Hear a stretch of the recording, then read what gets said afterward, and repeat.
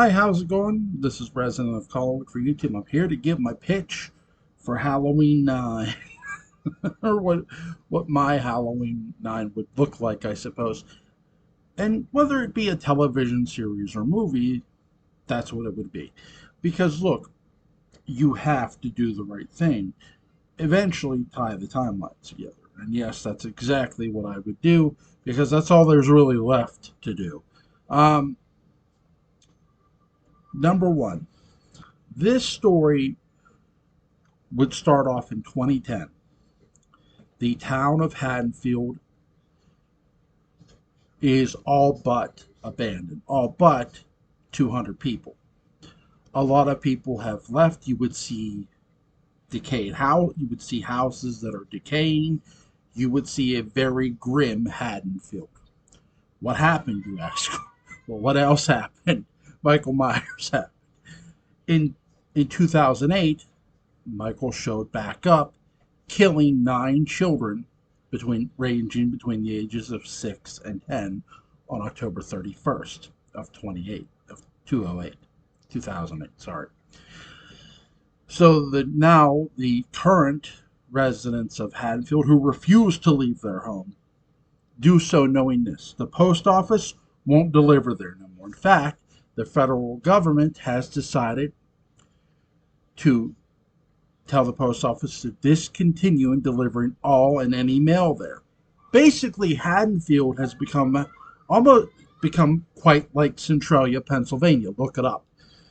That, hey, it's not worth the risk. And in fact, but the only thing they don't control, what the federal government doesn't control, is the farmers outside of Warren County who keep delivering food to the grocery stores. One said the one and only grocery store that Haddonfield has there that provides food for the 200 residents that reside there. There are people who do refuse to leave their home and will fight for it. And they will fight for the town of Haddonfield and fight to stay alive as well. For every time Halloween approaches, they fear for their very lives. They lock their doors, they bolt their windows, quite literally almost. They're afraid to go out on the streets. And there's no police force, there's no mayor, there's no form of government inside this town. The only law that actually visits the town is a state police officer who's been assigned, well, by the state itself to, hey, try to convince the remaining residents to leave. Problem? He was actually from Haddonfield himself. uh, Once upon a time, this state police officer was. So he goes in, he keeps driving into town every day and says, look, there's no reason to stay here. You don't have. How do you know he isn't out there somewhere else killing? And that's something the residents insist that Michael's still alive. And keep in mind, this young man left prior to the incident in 2008. In fact, he moved out of Haddonfield in 2005. Therefore, he wasn't at the actual events and didn't see the events transpire in '08. He knows of them. He's heard the stories. He's seen the graves of the children.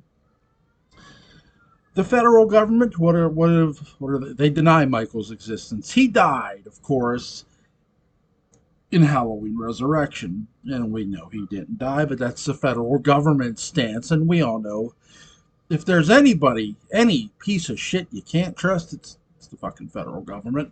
I'm sure this video will be monetized quickly. That would be my biggest part of the story. The other biggest part of this story would center around unsolved murders. You do have murders occurring in different states.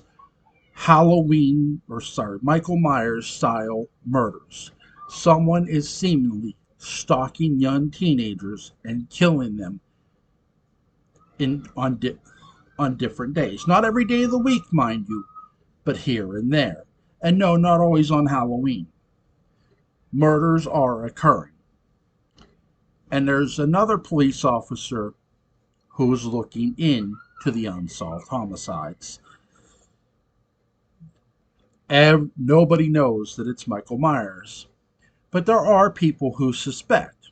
Who would I bring in to suspect one such murderer? Who would be the one that leads the charge that says it's Michael other than the townsfolk?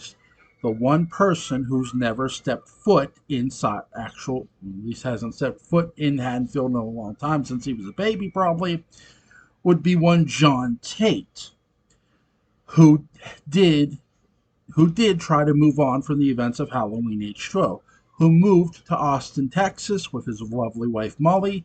They thought they could live a normal life.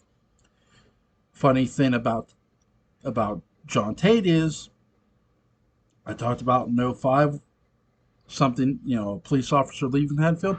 In 2005, Michael caught up with John Tate, murdered Molly, and their 7 new friends who they made.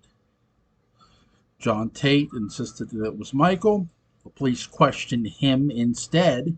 They didn't have enough evidence that it was him, because there were people who say they did see a man in a mask trying to attack John. There were actually witnesses that spared John from going to jail. John, in return, has been in constant search for his uncle ever since. You folks have a nice night. Or, sorry, day. Bye.